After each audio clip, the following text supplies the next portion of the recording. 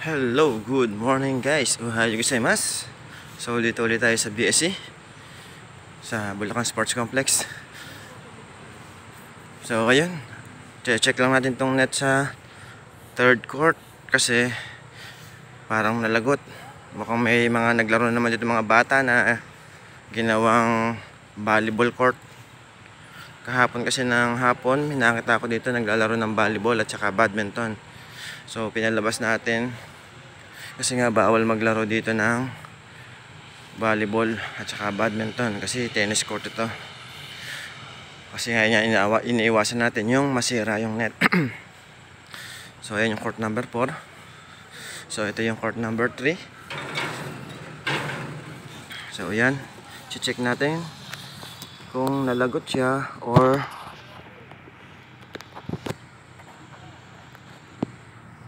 natanggal lang sa pagkakakawit niya.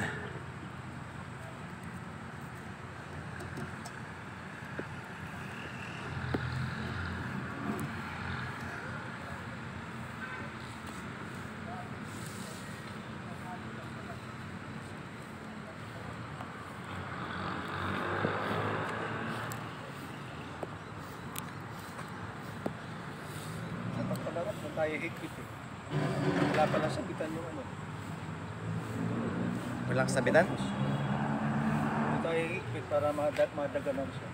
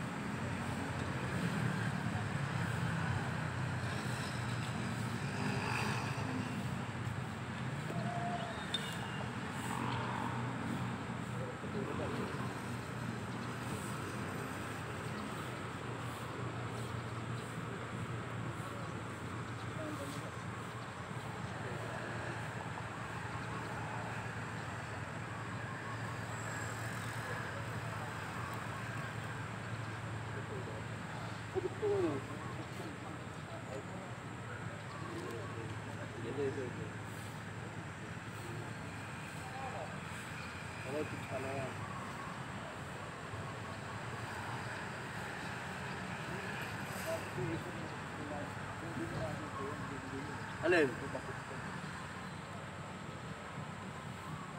Mataba? Bago?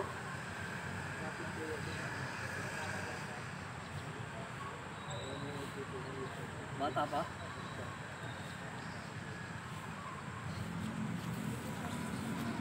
Nawala yung ganito eh doon, pangkawit. No?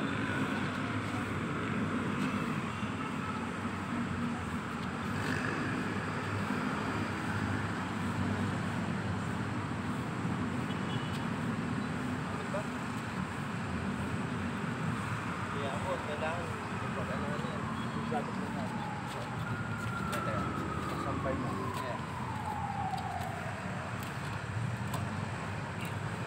Ay! Mura. Ayan. Tara, ito ka na po. Kala mo naputol sa gitna. Yung mapuputol ito, makapalito.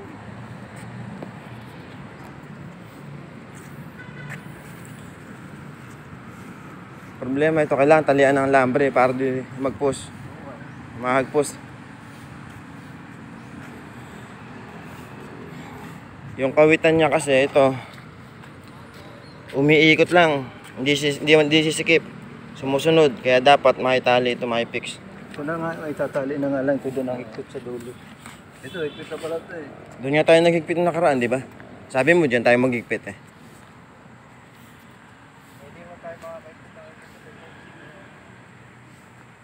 So ayun, ang problema doon sa kabila is yung kawitan niya ng net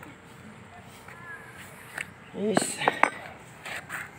mahalpos, sumusunod.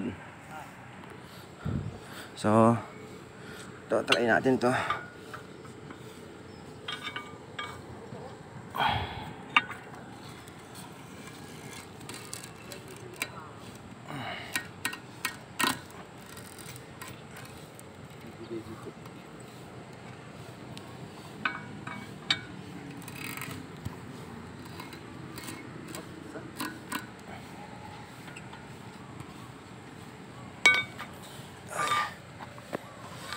Ayun, ang problema natin dyan, pagka nadiinan yan. Pag nadiinan to eh. Kahapon may sinaway ako dito, nagbabalibol, saka badminton, pinalabas ko. Siguro nung umalis ako, nagbalikan. So, ayun, ito ang problema, ito. Yun, ito yung kinakawitan na to. Umiikot siya, sumusunod siya, kaya hindi napipigil yung tali niya. So kailangan matalian ng alambre para hindi siya umikot. So okay, temporary ito, pwede pa itong gamitin ngayon. Kaya lang pag nadiinan yung net niyan, lulundo na naman.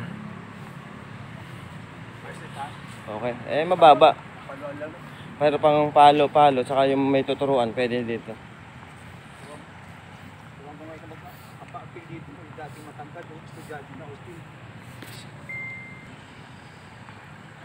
So ayan, naglalaro na sa fourth court. Dito sa third court, pwede na rin paluan.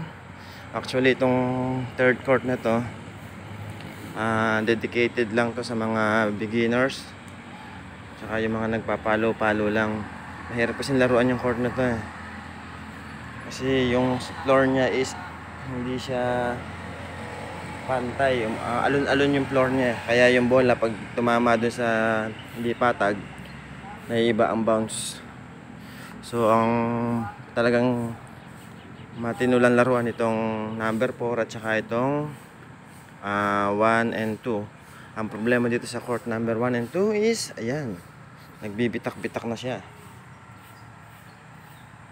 Kailangan natin tong masilyahan.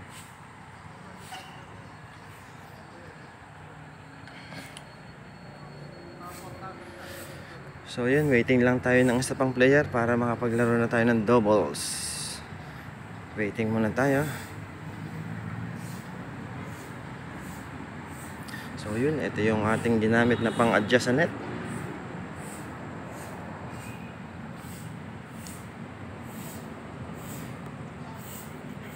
So ayan, yung pag-adjust dyan. Ayan, ito yung kanyang pinaka-lock. Ito yung lock na yan. Yan. Pag pinush mo ito, pag ganyan, magre-release dito yan sa mga ngipin-ngipin na yan. Aangat yan pag ganun. Then, iikutin mo ito. Ito, iikutin mo ito. Pag ganyan. At ito ang gagamitin pang ikot. Ito ang gagamitin natin pang ikot dyan. Papasok mo ito dyan. Yan, pagpasok mo, pipihitin mo na siya. Ito, pipihitin mo na pag pipihitin na yan pag ganyan. Okay. Yan, ma-adjust mo na yung net, yung height ng net. So, yun.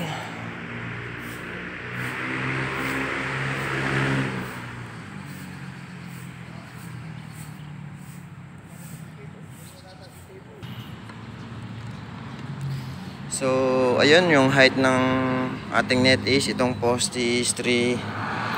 Yung poste na yan is 3.5. So, yan, yung poste is, yung height yan is 3.5. And then, yung taas ng net dito sa gitna is, yan, yung taas, yung height nito, mula dyan sa floor, mula sa net is 3 feet. So, yun. Yan ang tamang height ng net. Yung poste 3.5 and then yung pinakagitna niya is 3 feet. So okay.